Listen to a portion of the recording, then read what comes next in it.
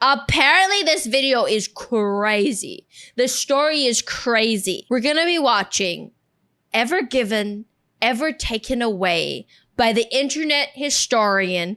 It's a story about a boat, I think. I'm not 100% sure. Are we ready? I'm ready. I'm ready. I heard nothing but great things about this video. This video was made possible by Saley and some very patient people over at Patreon. Okay, music fades in. Oh. My friend. Oh. Let me weave you a tale. Weave us a tale Of a windswept night beyond the old Egyptian sands. Beautiful. Where the water plays coy with the shore, and the coy are sure to play in the water. Where the desert wolves make love to the moon. Exterior day. This is the Suez Canal. Undeniably, Egypt's most famous body of water. Nothing bad ever happens here. That's really beautiful, though. Oh, except for that one time. One time? Oh. Okay, so there's a ship, and it's called the Ever Given, and it's going up. Who would name a ship the Ever Given? Ever Given sounds like a sexual innuendo. The Suez Canal really, really fast, probably. And you think that, well, the Port Authority would call up, and they'd be like, Captain, you are going away too fast. but the captain, he's wicked sick cool, so he's like, They're just jealous of my passion for going fast through critical trade infrastructure. Increase speed. Floor it! If he will not slow down, prepare to meet the full might of the Egyptian military. two of Egypt's fastest fighter jets scramble on the runway. But the captain kept adding power. Oh no!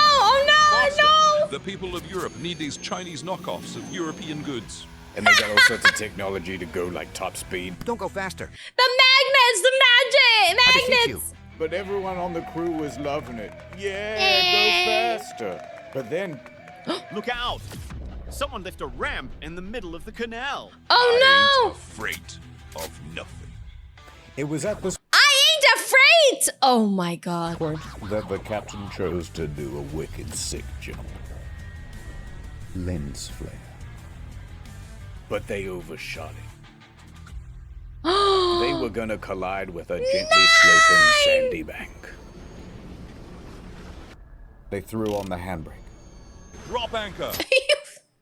Handbrake mid-air! We gotta slow down that air fall. Brace for impact. But it was too late. Collision. Literally everybody died. Ever Ever given. taken away. That'll do. All right, see you in a year. Bye! What do you mean it's not long enough?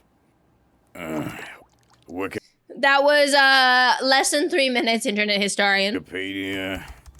ChatGPT. Add the music. They love that. A reaction GIF? That's a good one. No, this video's too good. Dial it back a little. Okay, let me start again. I'll do the phony voice too. Better. Okay. This following is based on true events. However, most details come from secondary sources. While some conventions were recorded, individuals with the VDR data of the ship, almost none of the material has been made available to the public. So we took a few liberties to fill in the gaps. All characterizations should be considered fictional and not reflection of the real people involved and interpreted for storytelling and entertainment purpose only. Also, we play pretty fast and loose with certain details and the order of events. Be cool. Please don't bother any of the people involved in this Suez incident. We're just here to have a good time. We're here for a good time, not a long time. Okay, so here's what really happened. Act 1. Everything is great. Everything is awesome. This story begins in Malaysia. Of course, you already know, but that's this one over here. Oh, is it? And I at a didn't know. port named Tanjung Pelepus is the container ship known as the Ever Given. If you Google it later, you may notice that in every image of the Ever Given, we have edited out the original Evergreen writing on the side, which is the name of the operation company, and replaced it with the ship's name. It's not an error. We thought it would be too distracting for the audience to constantly see a different but similar name. Makes sense. The last of the cargo is loaded onto the ship, and the captain of the ship, Krishnan Kanthaval, is there with his... The crew comprises about 20 Indian dudes who do everything from navigating to engineering and maintaining. There are photos, but I felt unnecessary to show them here. That makes sense. crew of 20. Hello. At this point, Kanthaval probably said something like, "All right, the boat's tummy is all full of cargo. We're almost ready to get going." So Evergreen, the operating company of the ship, would have called ahead and booked passage for the ship. Yes, one adult ship ticket, please. Large. How many containers? Hold on. 1, 2, 3, 4, 5, 6, 7, 8, 9, 10, 11, 12. Now this guy of the operating company is on the line to the Suez Canal Authority, and they are in charge of all of the operations of the Suez Canal. All right, thank you for choosing Suez Waterways. You are scheduled for March 23rd. You are 922nd in queue. All right, we've got a Supermax container coming through on March 23rd. Pulling up the stats now. That sounds so intense. This is 100% not how it is, but look at that. Look at that maintaining of the Suez Canal. The Ever Given, one of the largest container ships in the world. Over 400 meters long. Wow. 60 meters wide. Wow. Only 10% It's so big. smaller than the world's largest aircraft carrier. Wow. Able to carry over 20,000 of these shipping containers. 20,000? Is a guy and a sandwich for scale. All right, navigator, helmsman, Gene. Let's get going. We wouldn't want to hold up the other ships. With a teary goodbye, the Ever Given sets sail from Malaysia Bye-bye. and makes course for the Netherlands. Bye, bye, bye. Let's go to the map. Malaysia, and you already know, but the Netherlands is over here. Oh, that's so far. That's so far. The route's so simple. You just go from here over to... Oh. Oh. We're blocked by Africa, sir. How dare Should Africa we be there? just head back? Don't worry. I know a shortcut. Head into that inlet. It's called the Red Sea. Captain, it's blue. I know. In a bit over a week, the Ever Given cruises all the way to the Red Sea. And on the way, someone on the crew points out Djibouti. Djibouti! And says it aloud. Djibouti, because it's fun to say. It's a great time to be a cargo ship captain, I can tell you that much. Captain, Everything's so happy. Nothing bad could ever happen. Not near Djibouti. we've got another problem on the sat-nav. There's more land in the way. How are we supposed to get through an obstacle like this? Should I just head back? Now, if this was 1868, Kanthaval would be in big trouble. But luckily, in 1869, someone happened to dig a big channel Oh. right from one side of this isthmus to the other, and filled it with water, they did, which meant that ships no longer needed to... I mean, that saves them so much time and energy. That's so smart. Look at that. Look how much time and energy they save not having to go around Africa and going right through Africa. circumnavigate Africa. It's not nothing personal. It's a geographic thing. Late that evening, the Ever Given arrives at the Gulf of Suez, here on the map. It's a big open area for ships to park.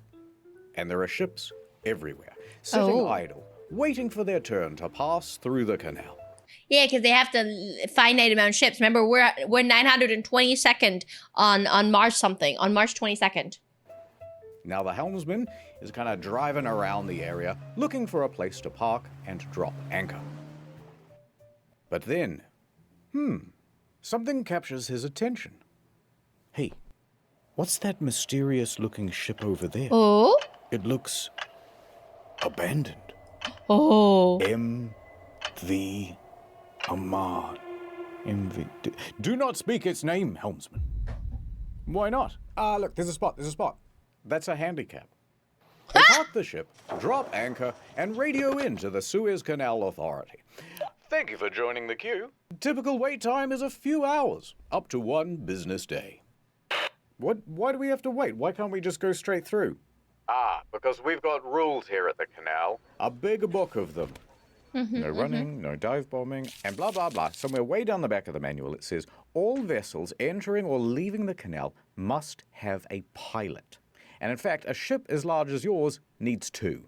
Oh, wow. 2 pilots. These pilots are employees of the Canal Authority who understand the perils of the route.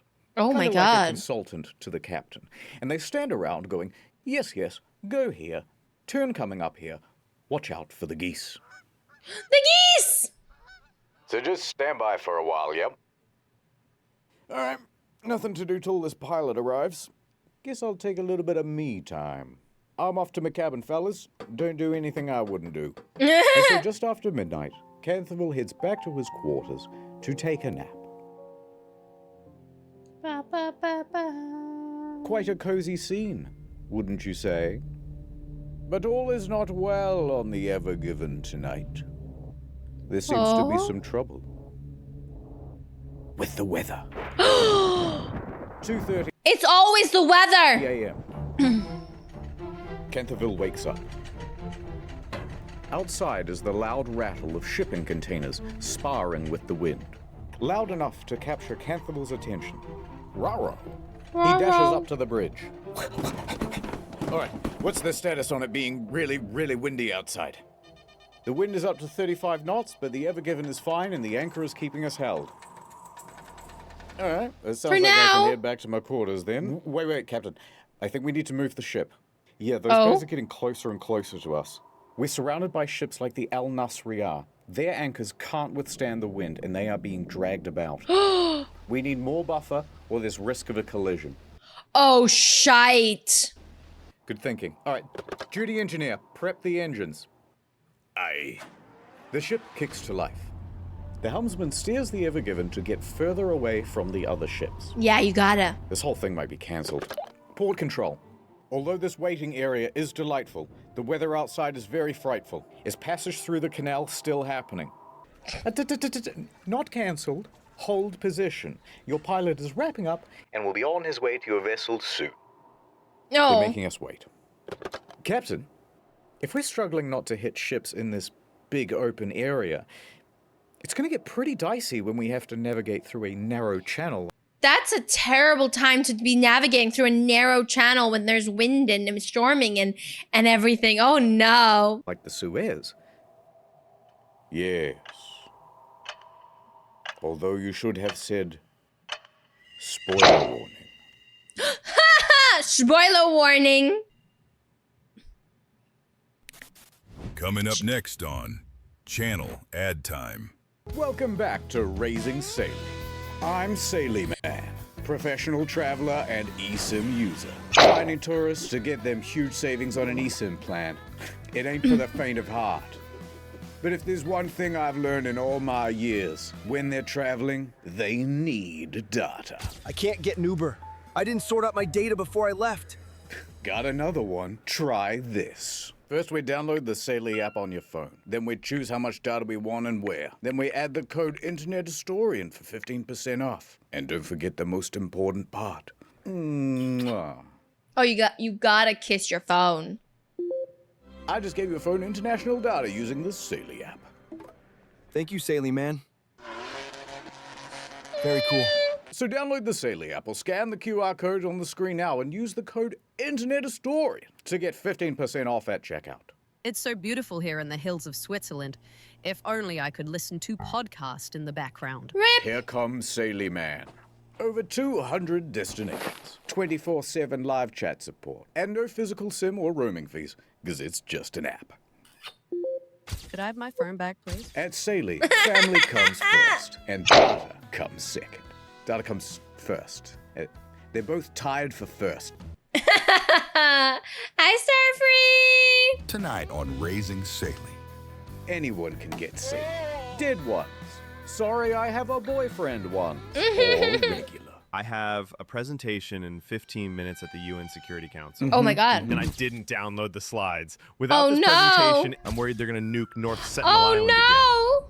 15 minutes to go and he hasn't got the slides. I'll be the guy who started the next World War without those damn slides. 10 minutes to go and he hasn't got the slides. No History slides! will not look kindly on me without those slides. Here comes Saley. Now you have 10 gigabytes The kiss is mandatory. of data on your phone. Cheaper than most phone providers. I love you, Saley man. Hush, little one. I saved it. The Saley app really saved me.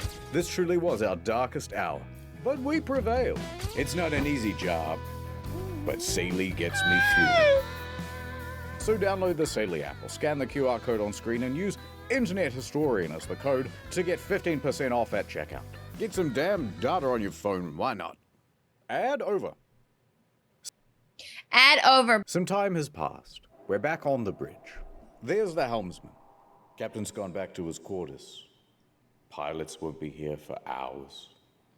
Then suddenly, an idea. Oh? The helmsman takes it upon himself to navigate a little bit of art. Making some pins. Tee-hee-hee, says the helmsman. As long as no one checks the nav data, this won't come back to bite me at all. A couple of hours pass. The wind dies down just a little. No ships crashed into the Ever Given, but a small one did pull up beside it. Oh? Captain, pilots are here. Welcome aboard. They arrived! Yay! Nothing bad can happen now, right, chat? Right? Right? Everything's safe. They're gonna make it across. Everybody's gonna live. Oh, hey, Captain. Yes, we're running late. Where's the helm? We don't know what the pilots' names are, so we're just gonna go with blue and red. Blue and Okay, I red! think we should move ahead at about 14 What about red and blue? What about red versus blue? kilometers. That's right. Ahead. 14 kilometers per hour. Let's go! The Ever Given joins a convoy of ships taking position at the entrance to the canal. Convoy, checking in. Ready. All right, everybody. We want to be alert. Stay focused. Yeah, Captain. I'll follow the other ships. I'll try not to get lost. Hold on, helmsman. Oh? And the audience. This is a much more perilous journey than you He broke the fourth wall! might know. What? A big straight line? It is 193 kilometers of narrow waterway. Oh. And I hope you've got some stamina, because it takes 12 hours to traverse. That's a full day trip. Some parts are only 24 meters deep. Oh. That's very shallow. Yes, and only 200 meters wide in some parts. Oh. That's very narrow. I've seen McDonald's drive-thrus with more clearance. Oh. And you certainly wouldn't want to have an accident, would you? Because 12% of the entire world's sea freight passes through here.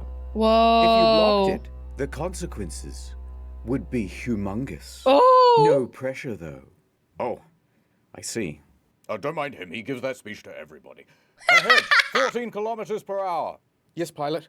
14 kilometers. Steady on. So into the canal, This is gonna be intense, I know it! the Ever Given wind. As they cruise, the winds swirl back onto the sea. No longer buffered by miles of open water, the sand and dust can blow about with abandon. Low visibility. Strong winds jostle the ship. Grit pelts the bow. The Ever Given steams ahead at about the pace of a fast jog. And there's no real build-up here, to be honest. Things go awry almost immediately. Oh no. How are you This is gonna be a crazy adventure because we're only 16 minutes in and there's still an hour and 15 minutes left. coping with the wind? It's manageable. All right, well, the wind is definitely pushing us to the left-hand side. Oh, no. Just try to keep it as centered as you can. Adjusting. These winds are quite something. Do Do you think we should have insisted they postpone? The pilots don't seem worried, and they know this water better than anyone. The angle of the wind is particularly nasty, catching the enormous surface area of the ship and constantly nudging it off course. No. Helmsman, you're still too far to the left. You got to get back to the center. Oh Yeah, no. I'm trying. Adjusting.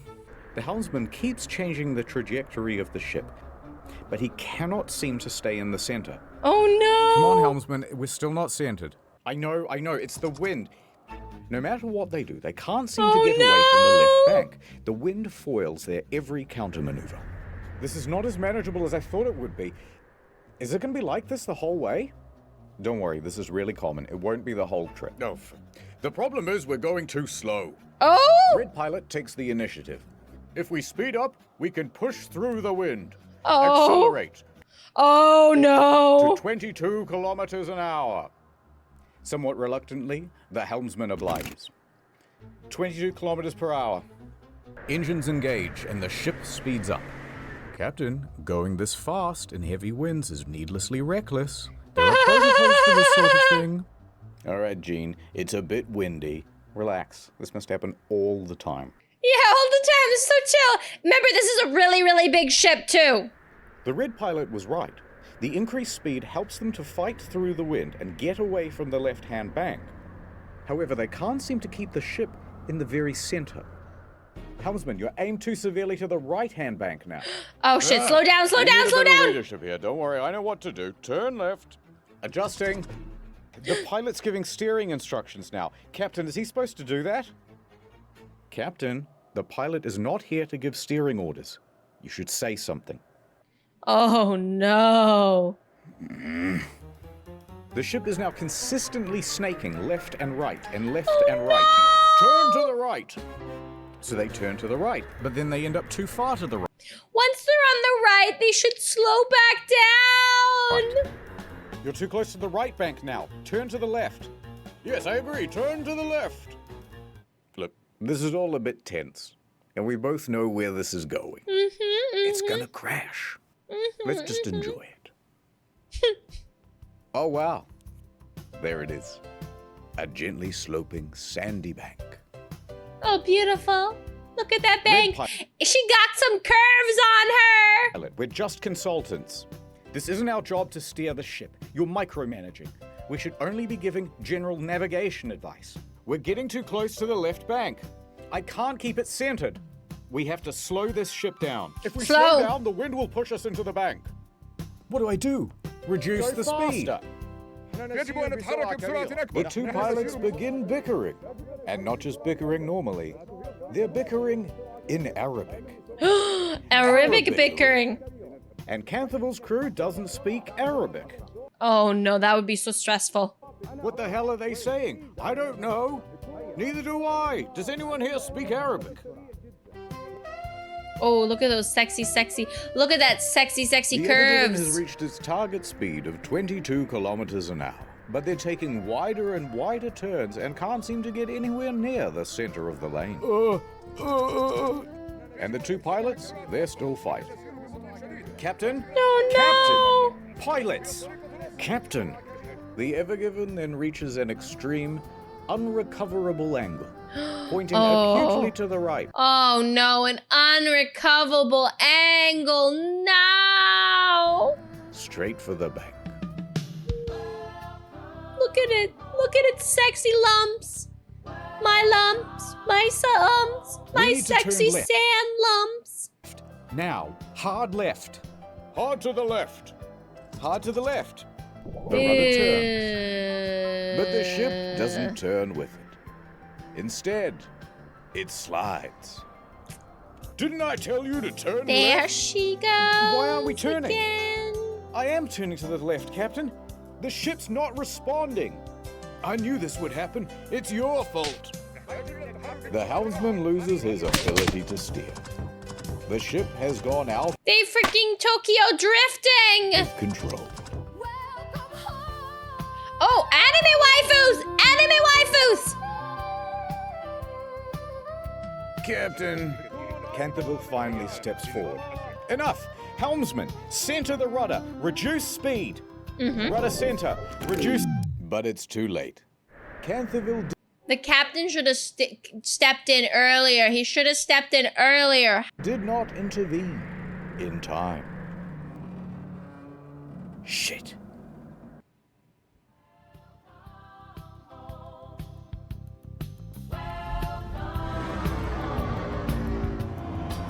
Welcome home. The crew can feel the vibration through the floor as the bow meets the bank.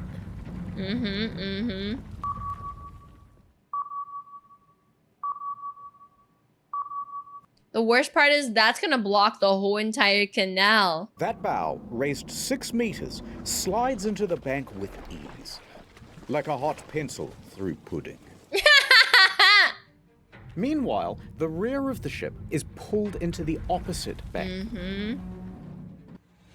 The bridge shakes and the crew lurches forward as 300,000 tons of momentum is reduced to 0 in the span of a couple of seconds. We've run. All those Amazon packages are flying! Who's sticking pencils in pudding? Apparently the internet historian. For science. Aground, we've run aground, cut your engines, Canthaville yells out on the radio, because don't forget, these ships are running as a convoy, which means that the ships behind them have just seen what's happened, and they all have to slam on the brakes. A couple of ships back, the Asia Ruby 3 suffers an engine malfunction, and it cannot stop as quickly as it intends to, and nearly plows into the back of the Maersk Denver. Oh my They god. manage to stop themselves just in time and prevent running aground as well. Pan back to the Ever Given. Let us look at it from above. It is diagonally wedged across the entire canal. Aw, An shite. unplanned bridge connecting 2 continents. A ship collision of such magnitude, there's almost nothing to compare it to. Maybe. This is a real satellite photo of the ships shortly after the crash. Oh, that's crazy. It's a real picture, Chad. This is what it looked like. Hindenburg, 9/11. I'll keep Googling. Hold off on the dramatic sound effects. There's no Oh my god, look at all the Uber Eats. need to panic just yet. It's like a car tire stuck in the mud. We simply reverse. Full astern. Well, that means full backwards. Propellers at the back of the ship whiz to little effect, locked in place by the sand. We didn't move. Merely a run-up. Crash astern. That's the most dramatic version of full astern, ramping up to full thrust as quickly as possible. Oh, no. Somebody needs to give it a good kick. Nothing. No, stop it. No sound effect just yet. We still have one more option. Start up the bow thrusters. They're The bow thrusters? the jets at the front of the ship that give a little bit of extra oomph. Crash astern, full thrusters. No effect, sir. Bum, bum, bum. Now, we don't have the transcript from here, so we'll just presume that at the time, Canthaville said something very quirky and millennial, like, so that just happened. So that just happened. But what we do know is that he and the pilots then jumped on the radio and got in contact with the port authority. We've got something to tell you, and you gotta promise not to get mad. Please don't be mad with me, Papa. Shut up. Listen, we're gonna need a tugboat. We are run aground. The helmsman takes a turn at being millennial. There are other ships right behind me, aren't there? Uh-huh. And there were, as the queue of container ships piling up behind them got longer and longer. Oh, no. Make that 2 tugboats. So what happened here exactly? And who is in big, big trouble? Explainer time! Explainer time! Cue. There are 3 main causes to why the ship crashed. Let's start with the wind. Mother Nature, she's a feisty lady. The captain could have very easily said, Guys, the wind is far too severe. Let's postpone. But he didn't. However, the blame's not all on Canthaville. The two pilots could have also said, let's just follow protocol. By radioing in to HQ and saying, yes, get us 2 tugboats, please. With one on each side at the front, they would have had far more stability and control. And they wouldn't need to erratically fight about with the wind to stay in the middle of the lane. Second cause, the speed of the ship. Now, it was the red pilot who told the helmsman, accelerate the ship to 22 kilometers per hour. Yeah, if you go too fast, it's not gonna help. But when he did that, they were already driving at the speed limit for their weight class, 14 kilometers per hour. And telling the helmsman to go beyond that meant that they are technically breaking the rules. And while I agree, I imagine that would have cost him a big fine too. that some rules are made to be broken, going this fast in a very large ship in a comparatively small canal causes a whole bunch of problems to do with fluid dynamics. Big problems. Huge. 5 fun physics phenomena. 5 fun physics phenomenon. Oh, I don't know the physics. Google the bank effect. Zones of high and low pressure caused by quick displacement of water, causing the ship to be pulled towards the bank of the rear of the ship and repelled it from at the front. The closer the ship is to the bank, the stronger the effect. The result is consistent diagonal force that will ultimately make your ship overcorrect at every turn. Think of it as the reverse of when you go slow on a bike and it gets all wobbly. It's nothing like that, but it's a fun image. And if I did, I wouldn't tell you. But what I will say is this. Speeding up causes something approximating oversteer. The ship becomes all slidey. I'm just going to turn a little bit to the left, but instead you go a lot to the left. I'll just turn right a little bit, but instead you turn to the right a lot. Remember how the cheerful navigator was like, come on guys, we have to get back to the center of the lane. Well, they can't, because every time they try to direct back to the center, the speed... I don't know why after they got to the right side, I don't know why they didn't just slow down. That's what I would have done. As soon as you got to the right side, just slow down again. And the oversteer means they overshoot it. One more. But the problem with them also going faster too, it would be easier for them to accidentally bump into the person in front of them too, right? Or effect of going very fast. I will sneeze. Wait for it. Take a look at this animation side on. Water pressure effects cause the ship to tilt. At this speed, the front is raised 6 meters higher than usual, which means when they collide with the bank, they're flinging right up onto the bank. Combined with the high velocity, they really wedge themselves in. But we can't just blame everything on the physicists, because there's a third main cause. Poor communication. English is the official language of pretty much every port. However, the pilots start arguing with each other in Arabic, which is not just unprofessional, but excludes all of the rest of the crew from what's being discussed. So they can't even know what they're freaking out about and add into it, right? And all of these competing voices make for chaos on the bridge. But the blame is not all on the co-pilots either.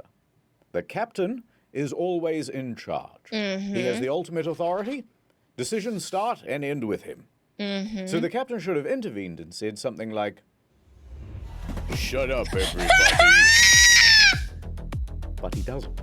He stands there quite passively throughout. By the time he does step in, it's too late. Now that everything's been laid out, who would you say is at fault for the crash of the Ever Given? All of the above. All of the above. If anything, the captain. Most likely. It's the captain. It's the captain's fault. The helmsman? Blue pilot? The red pilot? Canthaville? I'll tell you. Society that... Oh my god! How dare you blame me? I didn't do anything. Two. You and me. And I think you should apologize. Oh.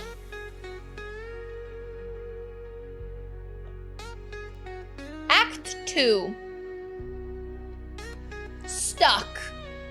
Day 1. Will they be stuck here for days? Oh, shit. Oh, shit. Alrighty. So we have something 3.5 times the size of the Titanic, choking the world's largest Oh my god, look how big compared to the little Titanic. freighting canal, like a greedy seagull throating a glue stick. Good start. And they didn't get very far through the canal itself. Oh. About 5% of the progress bar. Oh no. But if we scroll up for a second, we can see what landmarks they missed out on. Oh. The Great Bitter Lake. The Bitter Lake would have been fantastic to get stranded in. It has so much room. Bitter and salt is being used interchangeable here, obviously. Before the canal was created, it was a dry salt basin. Named so because the water there is very salty instead of fresh. Then up a 2-lane bit and over to Timsah Lake. Named so because Timsah is the Arabic word for crocodile, because there used to be crocodile. There are no crocodiles in the lake nowadays. During prehistoric times, it may have been the natural endpoint of the Red Sea. In there. Otherwise, it's pretty much zip right through to the Mediterranean. That would have been very nice for them. Some people consider the Mediterranean Sea to be one of the wettest places on Earth. Now we go back a bit to Timsah Lake. And here you'll find the city of Ismailia. And at its port, see this building? Yes. This is the Suez Canal Authority. Oh. Inside, Captain El Said, head of navigational control, is just settling in for the day. Well, imagine getting to work and then realizing you have to deal with a disaster. As he sits down to his desk, Captain, you're gonna want to see this. The video feed pulls up. That's so rude. They ruined his day. Look at that. He's horrified. What? Line 1. We're stuck. We'd like to request a tugboat. Stuck? Stuck where? You know that single lane area pretty close to the entrance? There. Now, had this happened in one of the 2-lane sections, they could have kept the traffic flowing. But alas. What? So you're blocking all the traffic? Mr. El Said, we already promised we wouldn't get mad. Fine. I gotta see how bad it is in person. El Said snatches his keys off his desk and he races down to his car. Honestly, he deserves a vacation after this nonsense. Rushing to the scene. He gets out and casts his eyes upon the ship. My God. Towering over him is a structure the width and breadth. It's about an 80-minute drive away. He then jumps on a small boat to get over to the GPS coordinations for the exact spot.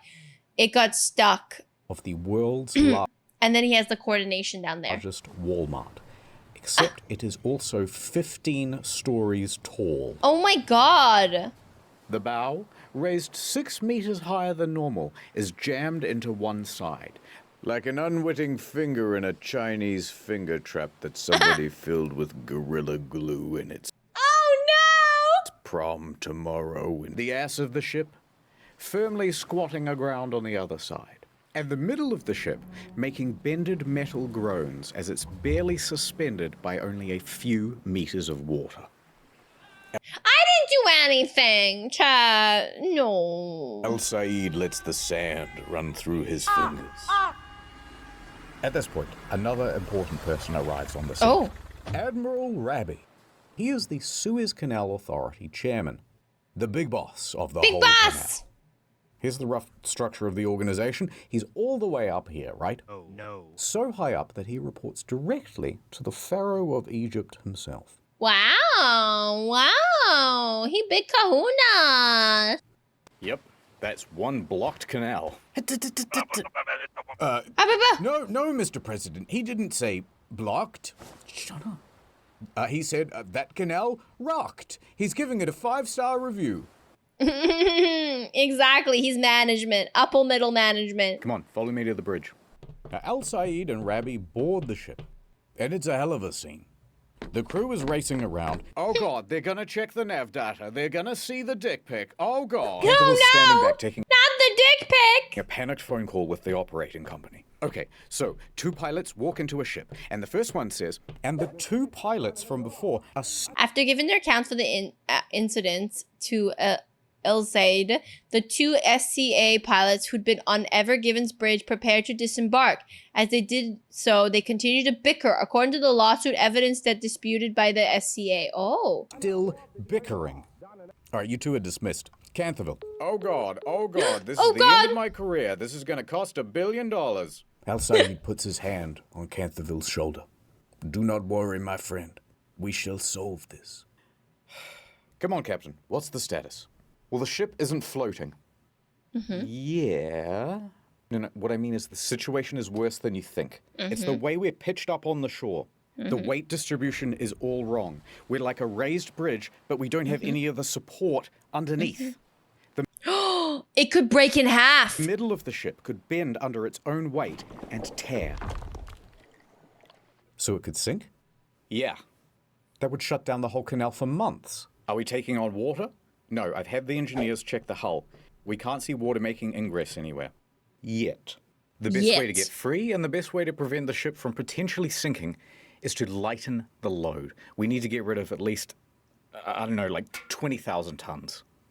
How quickly do you think your crew can offload containers? No. Look how high those boxes are stacked. To offload these containers is going to require specialist equipment. The kind you'd only find at a dedicated port. We're not going to be able to offload these containers out here in the middle of nowhere. All right, well, it's the easiest, most brute force solution you can think of. The ballast tanks. Go on. We've got nearly 10,000 tons of ballast water on board. Ballast water is held in reserve tanks on a ship to add weight, stability, and control balance. Oh, I didn't know about. We can dump that right now and relieve some pressure. Excellent idea. I'll get started. No, you can't do that. Well, why not? Oh? Allow me to explain. You see, when a ship fills its ballast tanks, it's filling with more than just water. Oh? It's a big, dilute, salty soup of algae, plant material, and even sometimes small fish. Oh, little baby fishies. Pick that up in Malaysia, and then just dump that at the next port. You're introducing these stowaway pests.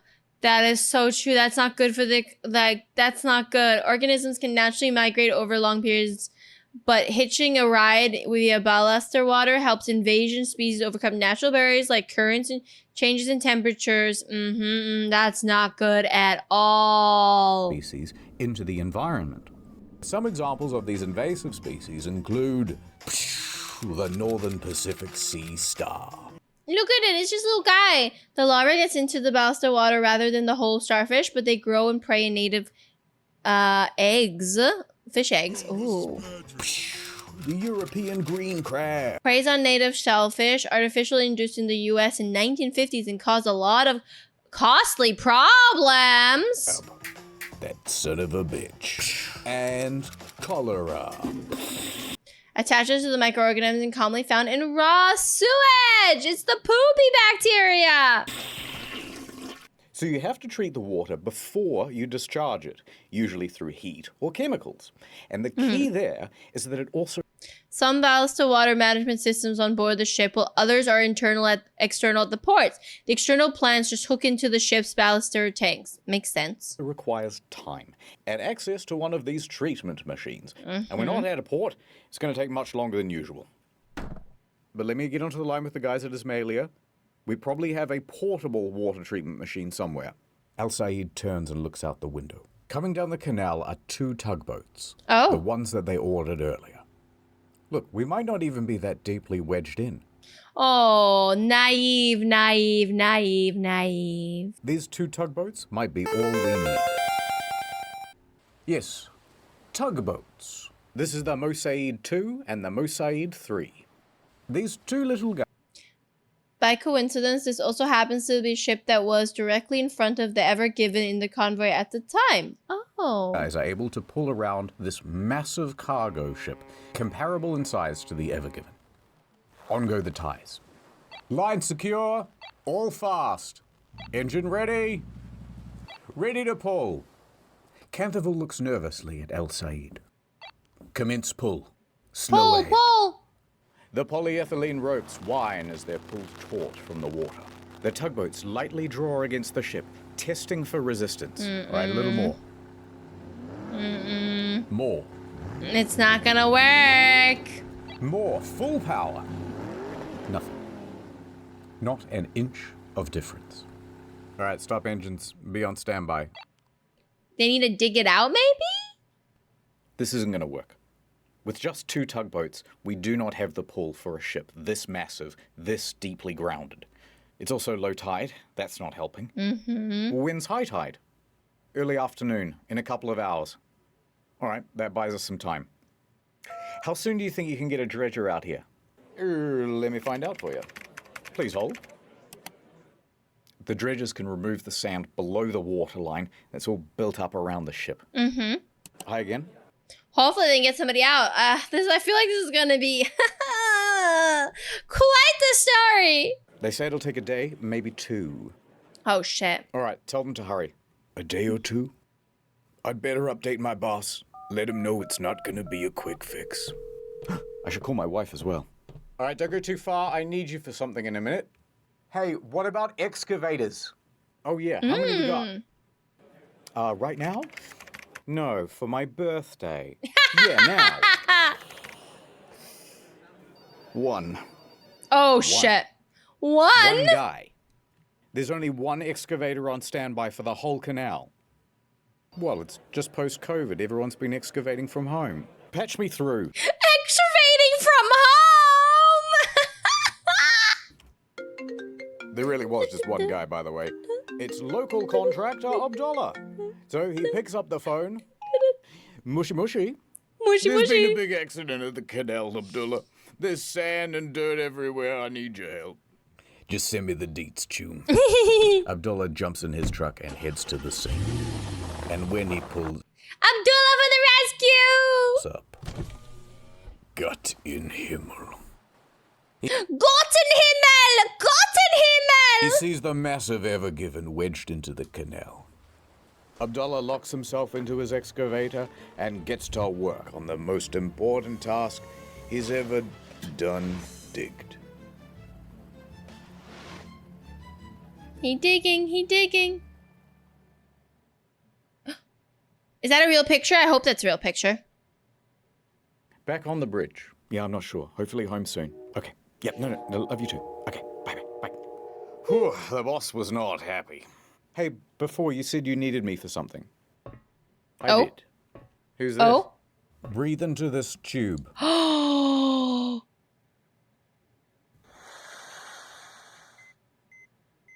Also, you have to do a drug test. After the crash, they tested Canthaville for drugs and alcohol. Both came up negative. Okay. There's also a procedure to make sure that captains aren't fatigued. They look at the rest schedule and they find, no, Canthaville took that nap. Remember? He's had plenty of rest time. So he passed the fatigue assessment. And while Canthaville was at the nurse's office, high tide came and went. Tugs were tried again. And again. Tried a little bit of this, a little bit of that. It didn't work. All day trying, all evening, and into the early morning. But that stubborn ship was going nowhere.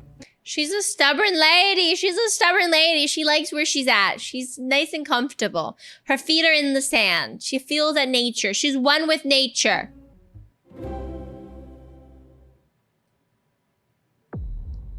Act 2, still stuck. Day 2.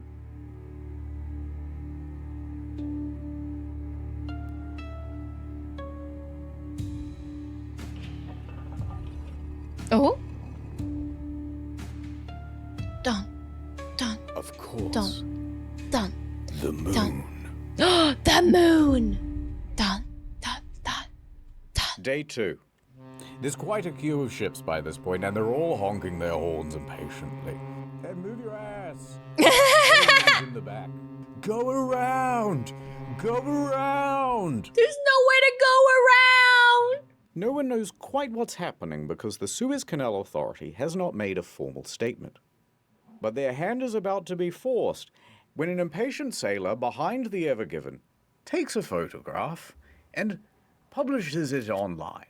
Oh no, ship in front of us ran around while going through the canal and now stuck sideways. Looks like we might be here for a bit. Hashtag run aground, hashtag stuck, hashtag Suez Canal. And this starts a bit of a buzz on social media. It was at this very moment that the helmsman's most feared fear was most realized. Someone pulled up Dun, the dun. navigational. Dun dun dun dun! The penis has been exposed! Colonel? Within 24 hours, it was Cargo ship ever given follows penis-shaped pattern before getting wedged in Suez Canal! all over the news. So over at the Suez offices, Mr. Rebbe, you have 300 voicemails. Oh! Telemarketers? Important clients and journalists. They're asking about whether the canal is blocked, aren't they? They're asking about whether the canal is blocked, yes. Dun dun dun dun dun dun dun dun And the dun. Suez Canal Authority could keep it a secret no longer. They held a press conference. Testing, microphone. Okay. This is crazy. Let's say, hypothetically, they didn't give many details, but it was a very inspirational press conference. The news begins reporting on the story. It's blocked. Cargo ship blocking the Suez Canal is a huge container ship. There's just the Chat, is it weird that I've never heard of this before? I have never heard of this before. I guess I was in my own oblivious little world when this happened, but I did not hear about this happening. Most incredible drama playing out in the Suez Canal. A massive container ship longer than the Eiffel Tower. It's one of the Oh world's my most God. important shipping lanes. And breaking news from the Nana Star News Channel. I'm Nana. Hi, Nana. Mega ship's big ass is stuck in the Suez Canal. Right. Point is, this story exploded everywhere. I didn't hear about it. I didn't know about this. Whoopsie daisy. There was a lot of sympathy to go around. I appeal to have blocked global trade. And the internet, upon seeing it, went, these guys need some help. We would love to volunteer. That's not a picture of a naked woman. I need to help them. They knew best about what to do to get this ship unstuck. All right, it's time for the "yeah, I reckon you could pretty much just do this and it'd work" section. By far the most popular solution was simply blow it up. Just explode it. Explode it. Like, just explode it into a million bajillion pieces. No ship, no problem. But why wouldn't this work? Well, first you're blowing up $1 billion worth of cargo. And this thing is about 3 times the size of Mount Rushmore. So there's quite a lot of debris to sweep up, actually. And you still haven't solved the problem of moving the thing out of the fucking canal. Next idea. What if we attach 1,000 helicopters and simply fly the thing out? Logic, right? Such a logic idea. You could even take it all the way to its destination in the Netherlands. Well, the problem is this thing weighs about 300,000 tons. Oh my God. Even if you had a really powerful helicopter, you're going to need like 25,000 of them. But couldn't you just helicopter and like remove each of the containers? And you can't put them all together in one area or they'll all crash. This many helicopters in close proximity would also cause chaotic, unpredictable airflow. This turbulent air would reduce the ability to generate lift. Even if they could stay in the air, the lift capacity would be shot. It would be fun to watch, though. It ain't gonna work. En route to help. Me and my boys on the way to save Egypt. All right, more seriously, why don't we take a whole bunch of old jet engines, weld them to the sides of the ship, turn them all on at once, and Whee!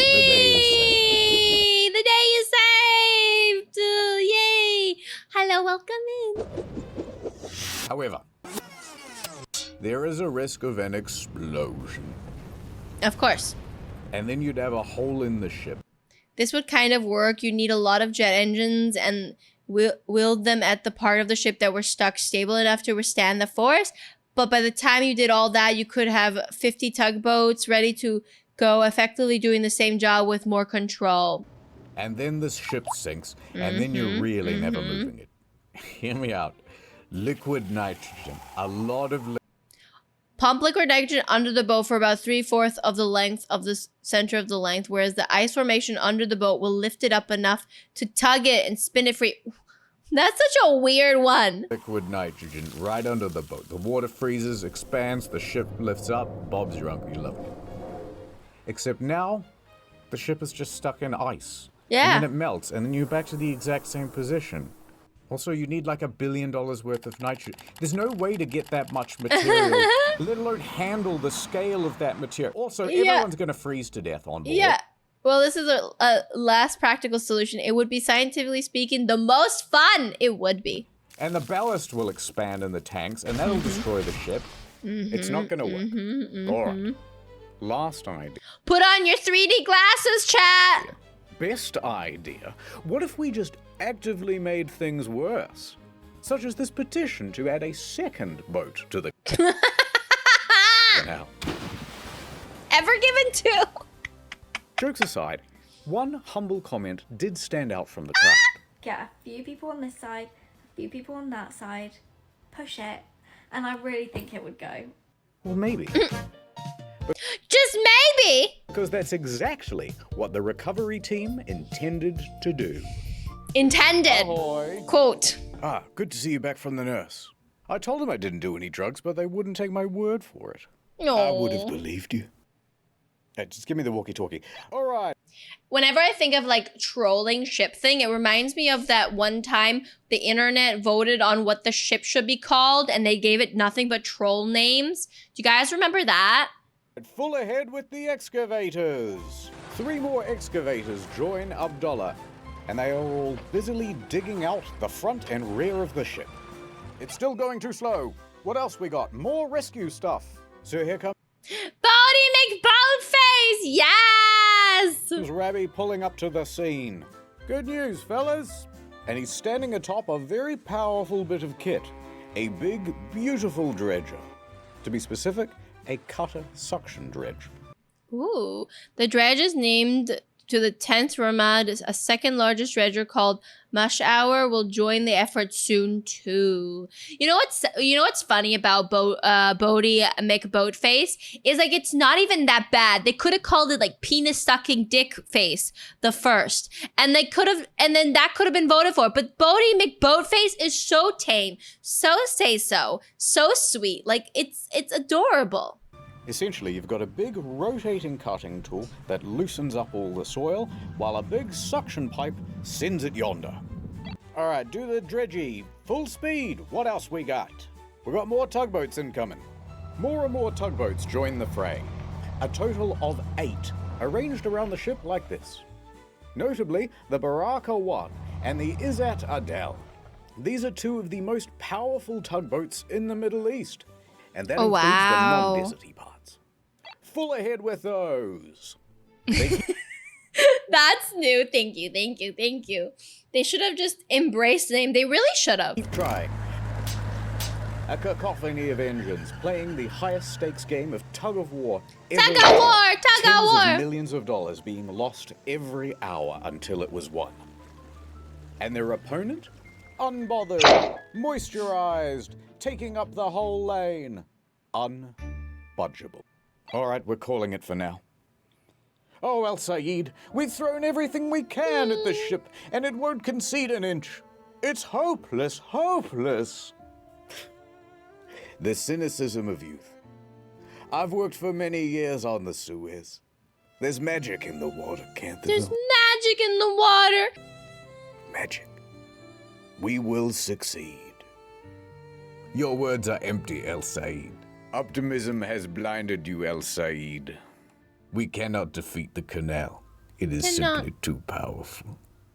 If I were the guys at Case and Kaisha, I'd just forget about the Ever Given and buy a new ship. Well, we can't afford a new ship. The owners of the Ever Given, Shoei Kaisen Kaisha Limited, are getting very worried. I would be worried too. I would be so worried if my ship was stuck there like that.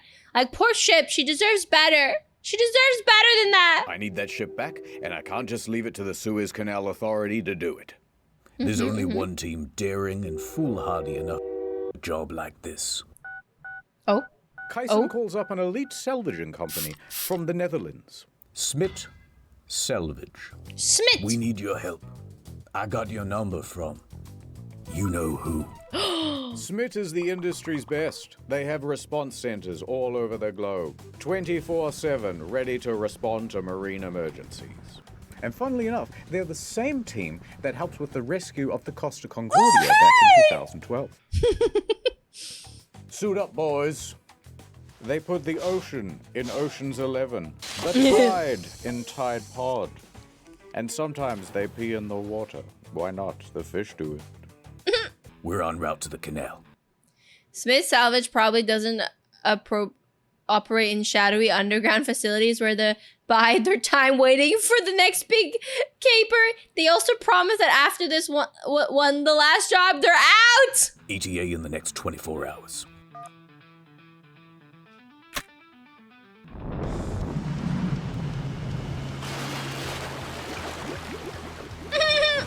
It's their last gig, they promise. They'll get out of the business soon enough. Next time on Boat in Canal. Boat in Canal! It's coming true. The moon, the prophecy! Kiss me, you fool. I'm The romance, the drama! beginning to think you don't want to get the boat free. Well, is it the Yanny wire? Is it Yorl or Yanny? Yorl or Yanny? Or the Laurel wire? Laurel. I couldn't hear you. You're breaking up. What did you hear, chat? Did you hear Laurel or Yanny? What did you hear? What did you hear? There's only one way this was ever gonna go.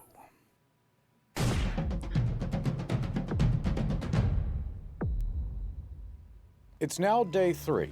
There's more digging, more tugging, but the ship is still exactly where they left it. And the slow pace of progress is starting to cause problems for international trade. Each delayed ship represents thousands of tons of undelivered stock for store shell, and that queue is getting longer and longer. Oh, shite. On board, an estimated $9.6 billion worth of goods is sitting idle. The milk! It will spoil! And the big question is, how long until this thing is fixed?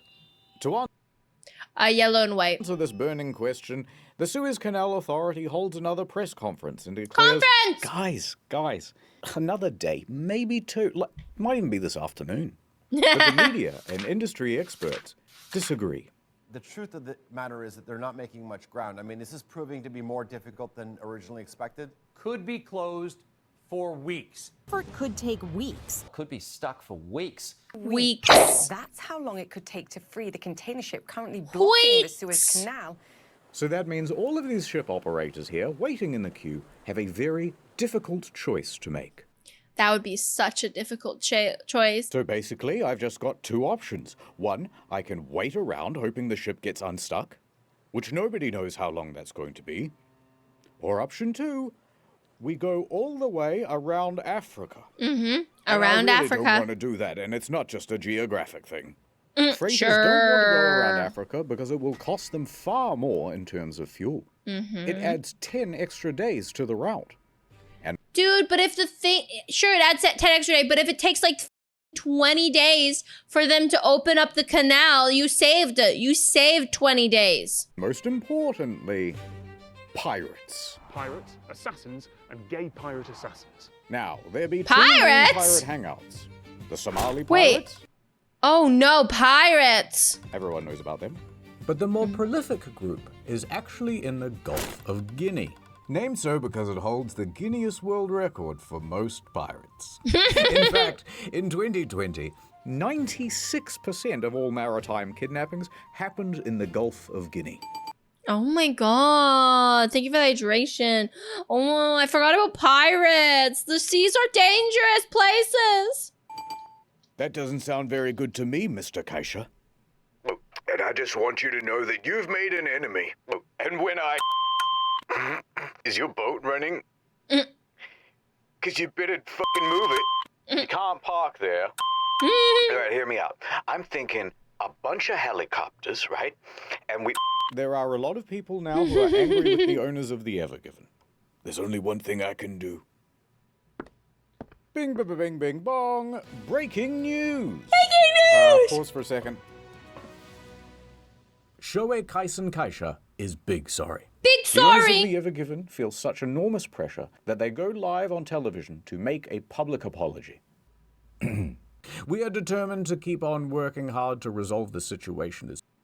Real apology. We apologize for blocking the traffic and causing a tremendous trouble and worry too many people, including the involved parties. This actually happened on March 27th, but that would mess with the flow of the story. As soon as possible. Please do not be mad. We are aiming to float the ship around the evening in Japanese Standard Time, March 28th. A few years, we'll all have a big laugh about it. Yours sincerely, Mr. Kaisha. Oh, XOXO. God, that's the boss of my boss's boss. I'm in so much trouble. Can't do anything about it. All we can do is keep trying to free the ship. So they keep going. And going. And going. Into the night. Oh no.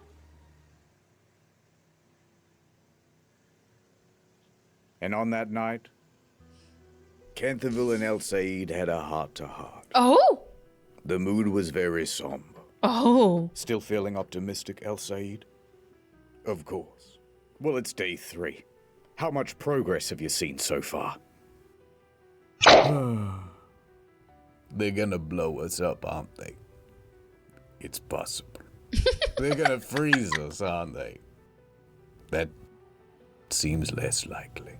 They might just attach a whole bunch of jet engines and we're gonna get fucked up. That one got debunked. Sorry, I don't mean to take it out on you. It's just, all these guys, they rely on me. The navigator, the helmsman, Gene. Damn Gene! He needs you! He believes in you! He believes in you! And the other ones we never animated. But I'm thinking maybe I should just get on a lifeboat right now and never look back. I could go live on an island somewhere. Far, far away from here. Run away? Look at this.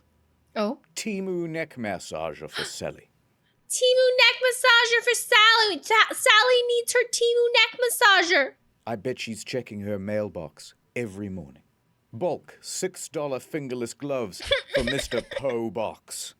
You want to disappoint him? No. We can't disappoint Poe Box. Little Jimmy won't be getting his 20-pack of kitchen tongs this Christmas.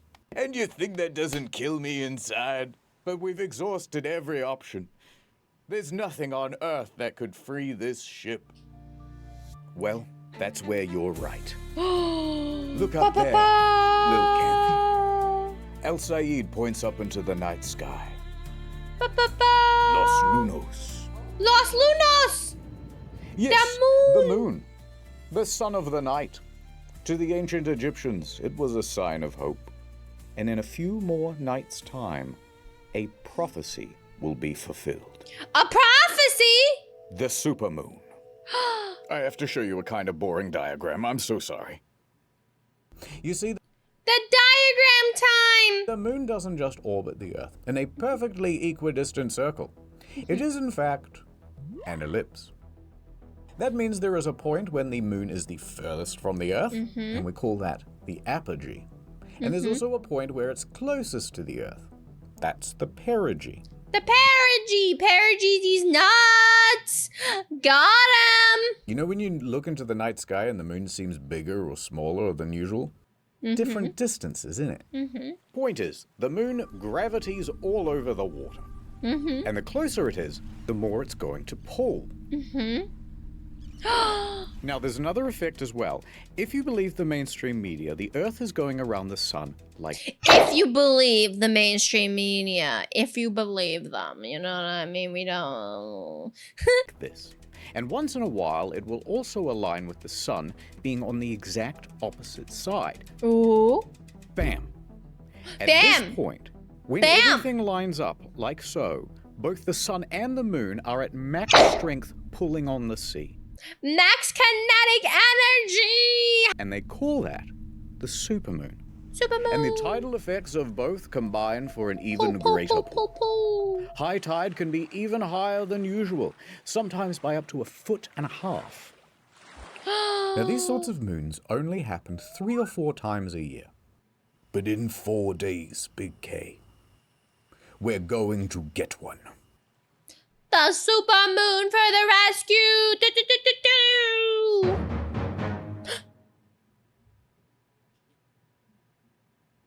Previously on Boat in Canal. Boating canal. Don't let go! No! Ha ha ha, my plans have all fallen into place. The president of the Pan Am! I thought I knew what being a captain meant. What do you mean, cut the black and blue wire? There's only white and gold.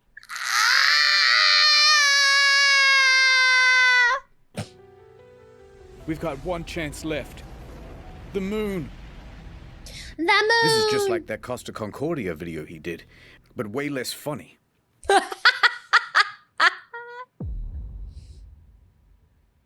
Act 2, Plan Over A at and the B. Evergiven, things are status quo. But online, there's a bit of a new development. Cargo ship crashes into Suez Canal. Captain involved in incident. A screenshot of a news article appears. Cargo ship crashes into Suez Canal. Captain involved in incident. But there's a twist. Oh. Uh-oh. Oh. Is that a woman? Oh. Egypt's first female sea captain, Marwa El-Sahar, was being named in this headline as responsible for crashing the Evergiven. What? She's not even on the ship. What? And the screenshot of this news headline spread all across social media.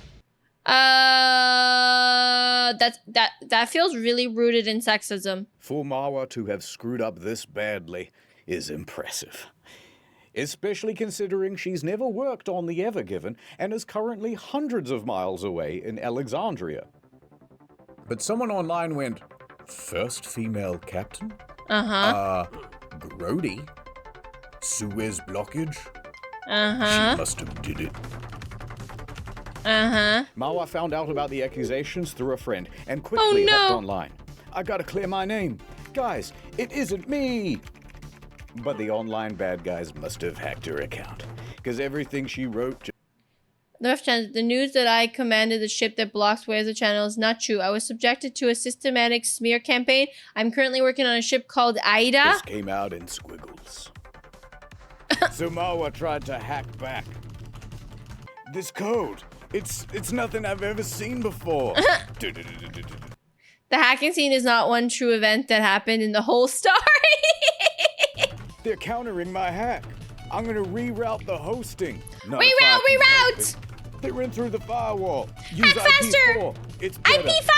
While we can all agree that a lady captain is very gross and icky, but while we all agree that she should be doing a lady job, like adding rosemary oil to the ballast water, or knitting hand warmers for the steering wheel.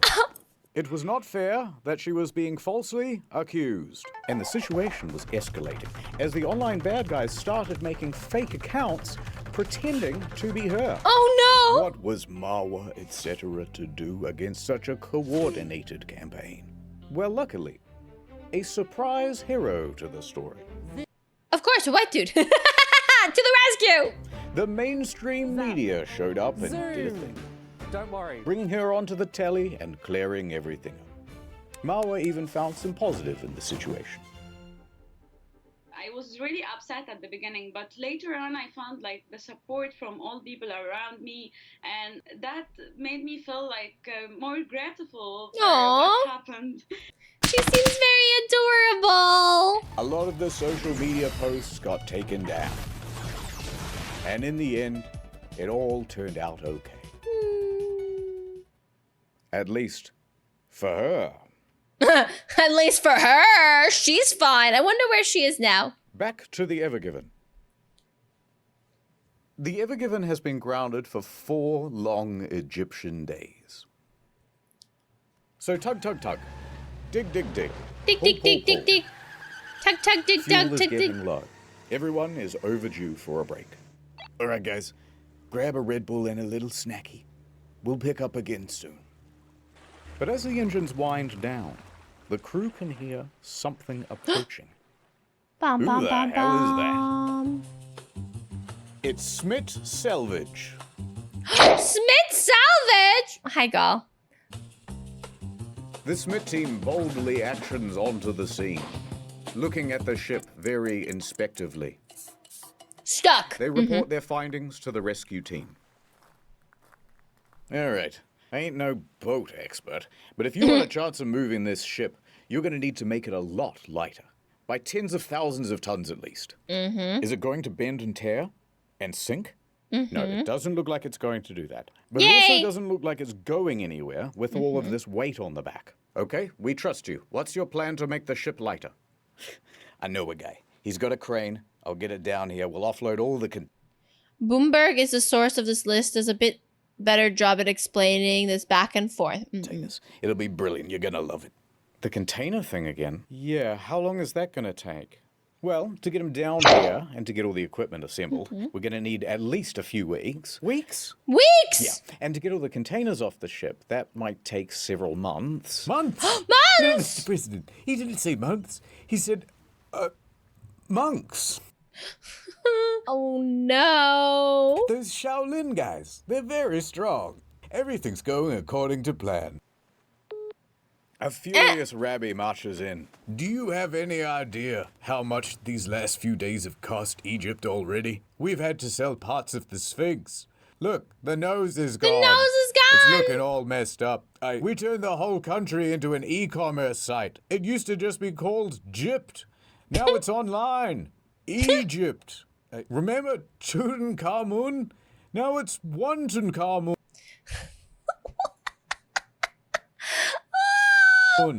Get it? It's a pun. Get it? Let's move on, says the Smith guy standing in for the audience. Look, this is by far the best option.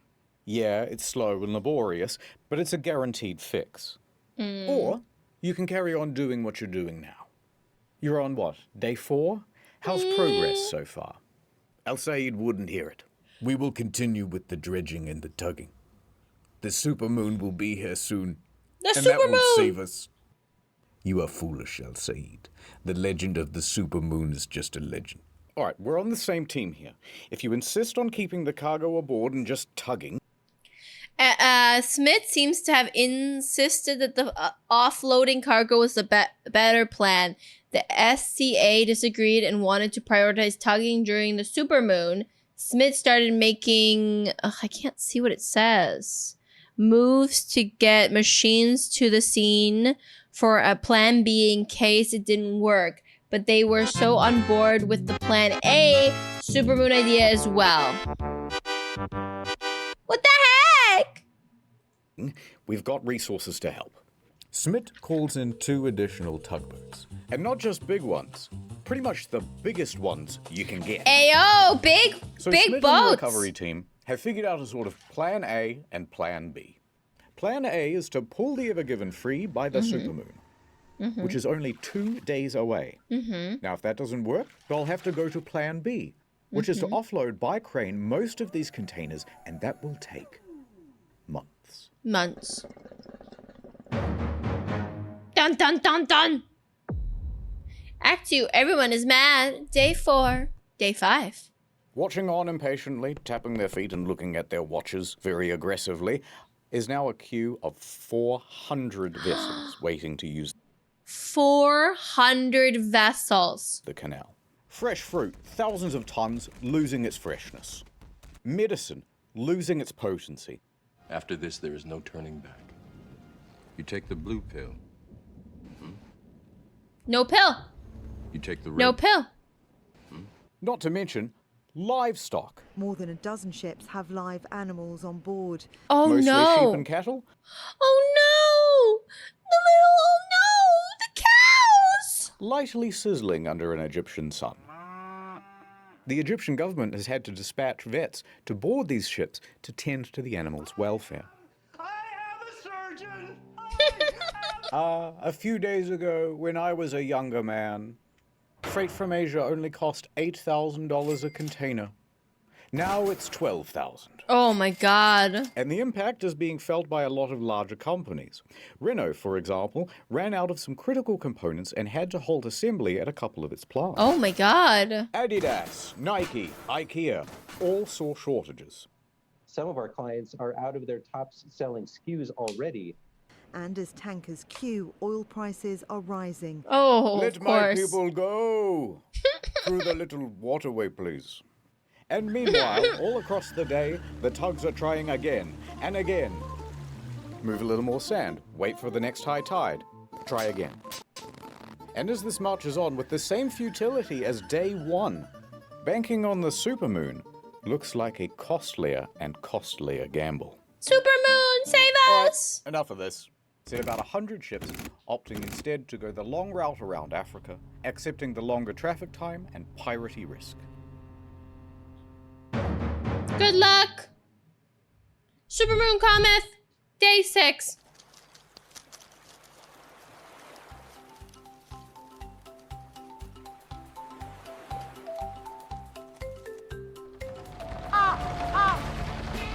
The supermoon.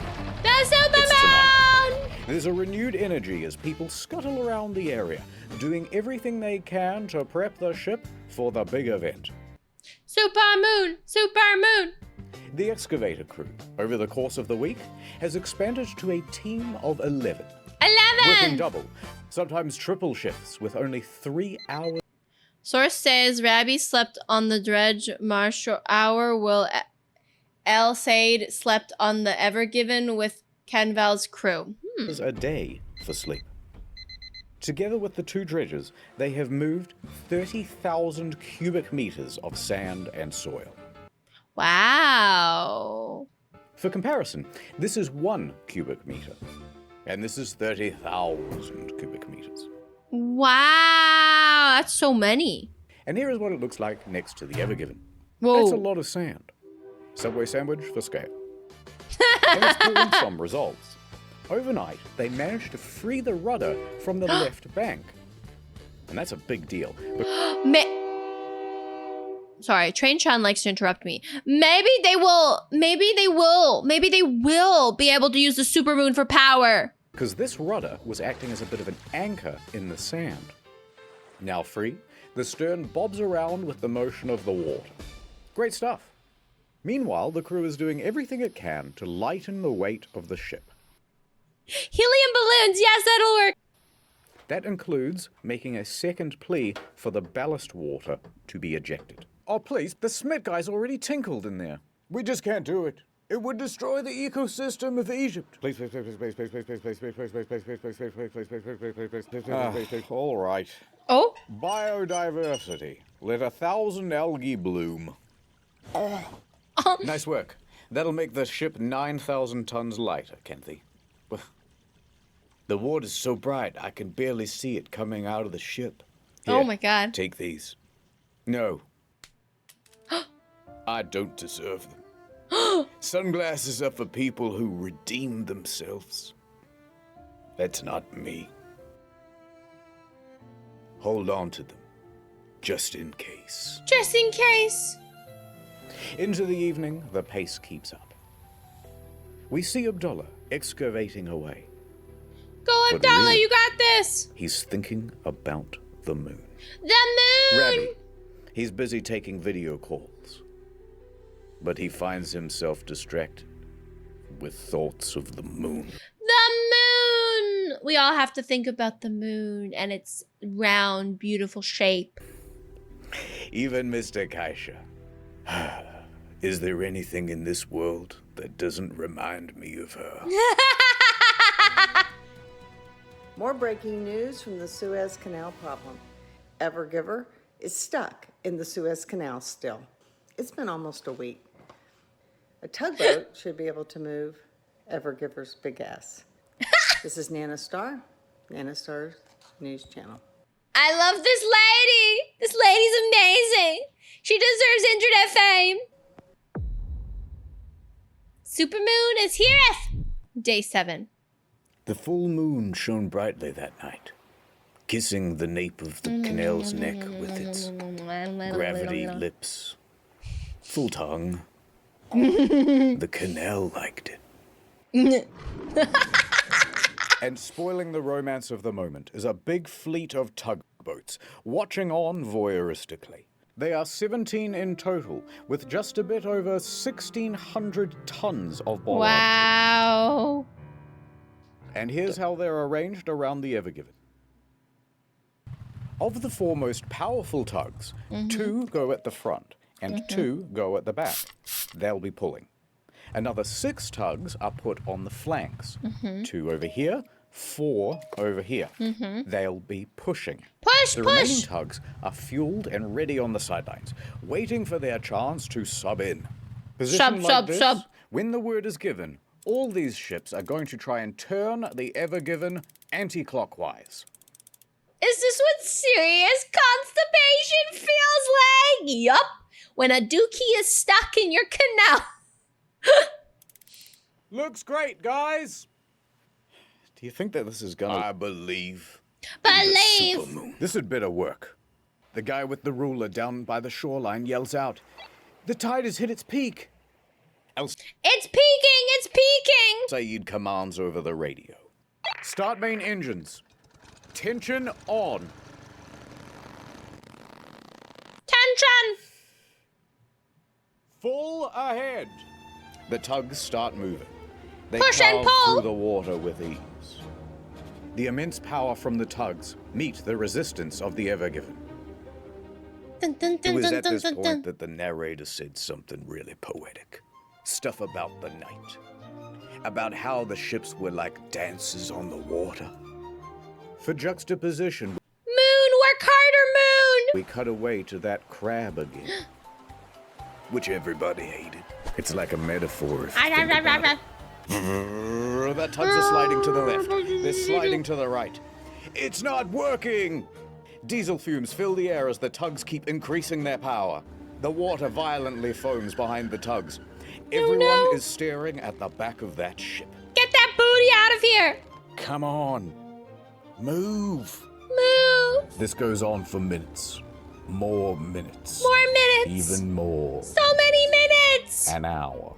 2.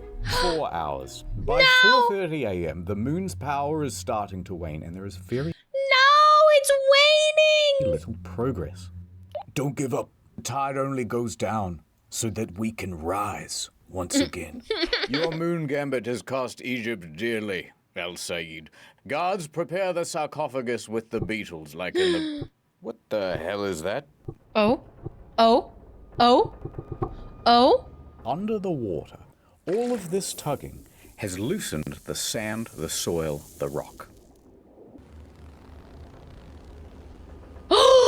Could it be? The sound of metal tensing and flexing. The ship is beginning to move. It is coming free from the bank.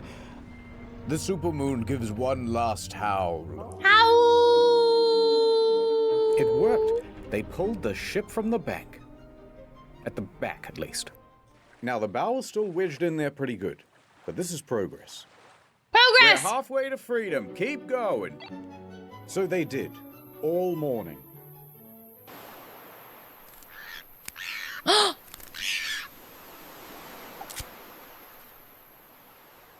7:30 a.m. The sun is rising. The tugs have been pulling all night. But the most difficult task, freeing the bow of the ship, remains beyond them. She got her feet all deeply wedged into that sand. Well, I guess even the moon has its limits. I don't want to hear it, El Said. It wasn't enough. That bow is still stuck. No, Mr. President. They're not saying that the bow is still stuck. They're saying, take a bow. And then something else that rhymes with stuck. I gotta go. They were loading up the missiles for Plan B, as the guys on social media suggested. I lied about the crane thing. This was always the plan, says the Smith guys. You know what, Kenthville? I agree. They should just blow us up. What? My career is over now, too. You're the guy who blocked the canal, and I'm the guy who couldn't get it cleared. He couldn't clear the dookie. We've brought instability to the Middle East. But enough, Canthaville. I raised your hopes with moon-based promises. But look at the tide. It's low. Low tide. Low. And yet, low tide. I am lower still. He's a rock Canthaville looks bottom. pensively out the window. And it was at that moment that he had his character arc. Oh! He realized that he was the captain. And the captain is always in charge. Always! Shut up, El Said. We shall continue, regardless of the tide. Is that not the Egyptian way? Don't you remember the story, El Said? That every young Egyptian kid is told about the human pyramid? It is the way! No. Where there's one guy at the bottom who gives up and we all fall down? Mm-hmm. Heck, it ain't a triangle if you don't try. You gotta try! We need to be strong. Together. Strong together! Like it's what Giza would have wanted. You're right. Giza wasn't the name of a guy. It meant something like a plateau. It's a geographic feature. Welcome in, red-headed snake. Hello, hello. Happy Monday. Emmett, thank you, Canthaville. That's the most inspirational speech I've ever heard in my life. I'll never lose my faith again. Never and again. Even though you're kind of the worst captain I've ever seen, you're still the best friend. Oh, this really happened, chat. This 100% is accurate. This is exactly what happened. They're BFFs to this day. So they pressed on all morning, enthusiastically and vigorously tugging away, beating off the fatigue. But beat it off! Okay, everyone, take a break. Copy. We'll have lunch and pick up again in a couple of hours. Then suddenly, one of the Smith guys comes busting into the room. I've got an idea. Oh! Everybody turns and looks at the Smith guy. All right, well, sorry about the boring diagram, but take a look at this. Remember how we emptied the ballast tanks before? Yeah, of course. Well, now that the ship is half floating, what if we refilled the ones at the back on this part of the diagram, where the ship is almost floating? That way, it will sink lower here and allow the bow to sit up even higher on the bank. Canthaville gives El Said a knowing nod. I got this. I know a guy who owes me a favor. Oh? Please, please, please, please, please, please, please, please, please, please, please, please. A few hours later, the ballast tanks were filled. And it worked. The bow lifted ever so slightly. It's working, it's working. And it gets better. It's now 2 p.m., and that means high tide. High tide! Guys, I've got another technical issue. All right, what is it? It's easier if I show you with a drone. Oh? Oh? Oh, let me try again. All right, you can see the ship is lodged at the front. The guys are pulling, but it ain't budging. However, a lot of force is building up here. And what if it were to break free? The sudden release could propel the ship straight across the water with a hell of a lot of momentum. It could span the entire canal and land on the opposite bank, only to run aground again. Worse still, it could pin these small tugs in its wake. No! Dangerous. To solve this problem, they did a bit of a safety briefing, and they got some rope. Rope! 4 ropes, actually, tying the bow of the ship to somewhere on the land. The lines look great, guys. With the contingency in place, the tugs start up again. And about an The sandwich was innocent! hour later, at 3:05 p.m. Also, a sandwich sounds really good right now. Movement. The bow began to shift. Let's go! Okay, that's definitely moving. This is it. It's working. The ship made a big noise as it accelerated from the bank. And at first, excitement and relief. The bow was coming free. But uh-oh. Remember that concern about the overswing? Well, it's happening. The overswing! Okay, the only source we found for this part of the story was Bloomberg, but they said that it happened and we wanted to build it. So this recreation is how we imagine it went. The 4 support ropes take strain. Then, As the ship drew away from the bank, one of the ropes binding the bow to the shore snapped, making a sound like a rifle shot. snap. One of them breaks. Do you think it's going to hold? I think it's going to hold. Move those tugs out of the way. Snap. Another rope breaks. Captain El Said, it's going to hold. Get your tug out of the way, but it's going to hold. Snap. A third rope breaks. This wasn't even made up for dramatic effect. There really was 4 ropes and 3 of them broke. Oh my god. Out of the way. Get out of the way.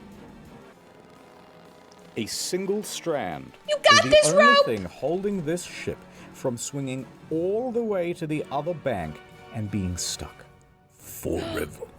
Without even realizing, Canterville grabs El Said's hand. Dun dun dun dun! They're holding hands! And squeezes it tight. It's gonna hold. You're a madman, Canterville. Mad passionate about this canal, and I ain't afraid of nothing. He said very cold-backedly. The engine's shut off. All that could be heard is the squeak of tightening rope and the scream of torsioning metal. Sacre bleu. Sacre bleu! But it is slowing down. It comes to a halt. The final rope. To be fair, even if that final rope snapped, it's not a given that the ship would have had the momentum to swing all the way to the other bank by this point. Held. They really did it. And the Ever Given rested easy in the middle of the canal. El Said turns to Canterville. Power up the engines. Let's get your ship moving again. I'm on it, says Canterville. All of the tugboats start honking their horns and celebrating. Cheers can be heard from the main dredger, the Mashour. In fact, they filmed this celebratory video. You heard them right, Mr. President. We did it. We did it. It's free. I told you. All in a day's work. The president takes his finger off the nuke button. Pack it up, boys. Pack it up, boys!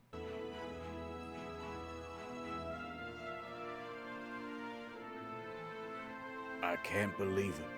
All that digging really must have made a difference. We did it! The digging! Oh. Oh! Good. Everybody hated that crab. We all love the crab. What are you talking? We did it, Gene. We did it. Gene? Where are you? Gene! Captain, who are you talking to? Gene! Bum, Captain, bum, bum, bum. There's no Gene on board. There was never no Gene.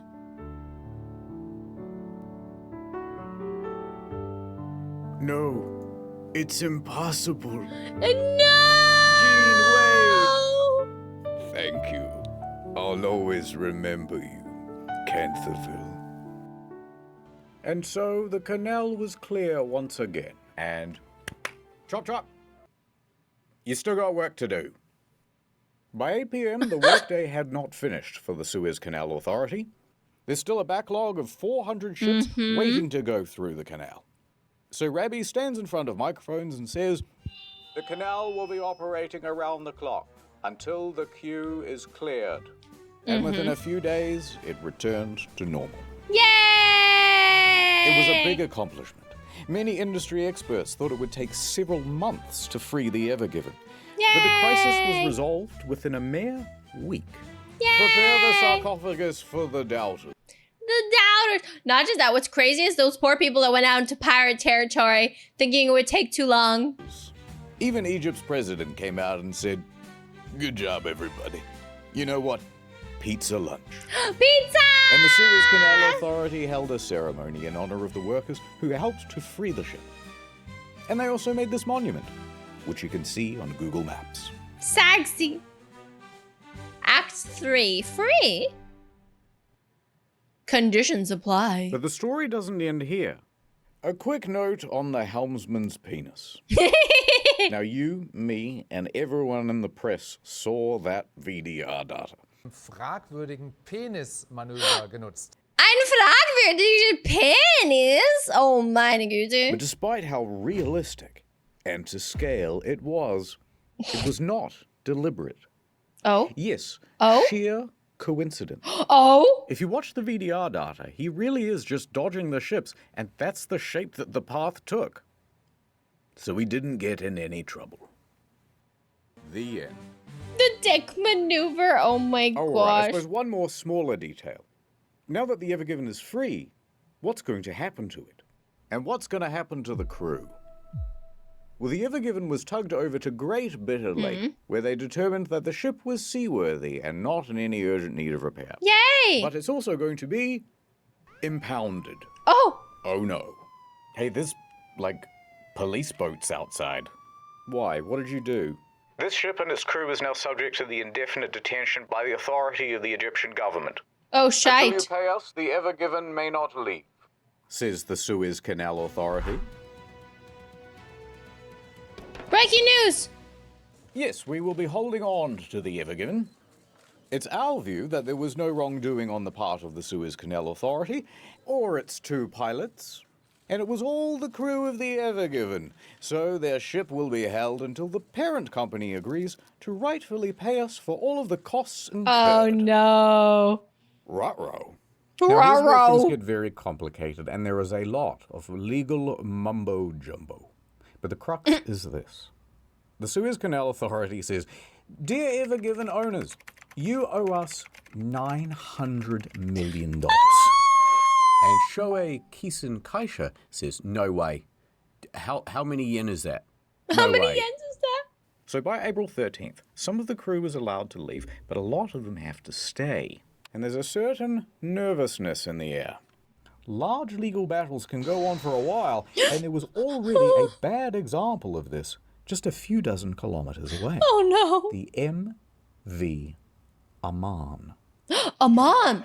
That's the foreshadowing! Foreshadowing! The MV Aman is a much smaller vessel, and it has been abandoned for years, detained by the Egyptian government in 2017 for expired safety equipment. Now, they were told to replace the equipment and pay a fine. However, there was no one to replace the safety equipment or to pay the fine because the shipping company went broke. $900 dues. So they just abandoned the vessel. Abandoned! There was no way for the legal situation to advance. And that meant that there was no way for the ship to be released. Most of the crew had to stay on the ship, and they would keep them there for more than a little while. 13 months. Oh my God. Before a judge finally decided, all right, look, just leave the keys with one guy. We'll call him the custodian, and everybody else can go home. Now, that custodian was a Syrian man named Muhammad Aisha. Poor guy! Look, he's holding the keys. He's holding the keys. You have to stay on the ship now. Everybody else got to leave. He was only 33 years old. But he had to stay. On top of the 13 months he'd already been there, he spent the next 3 years Oh my aboard God. the ship. Quickly, the ship ran out of fuel, which meant it ran out of power, which meant it ran out of running water. No refrigeration either. This is cruelty. Food ran out. Every few days, Mr. Aisha would be allowed to swim onto the shore to get food, water, charge his phone, but he was only permitted for about 2 hours until... Why wouldn't people just bring him stuff? That doesn't feel right. If he wasn't freed until April 22nd, 2021, which means he was stuck on the MVAMN where the Ever Given was impounded. Oh my God, there was overlap. Till they would tell him to scoot. Would this be the same fate for the Ever Given crew? They did not know. But we do, so let me tell you. A few more weeks passed, and the negotiations continued. You guys had those two...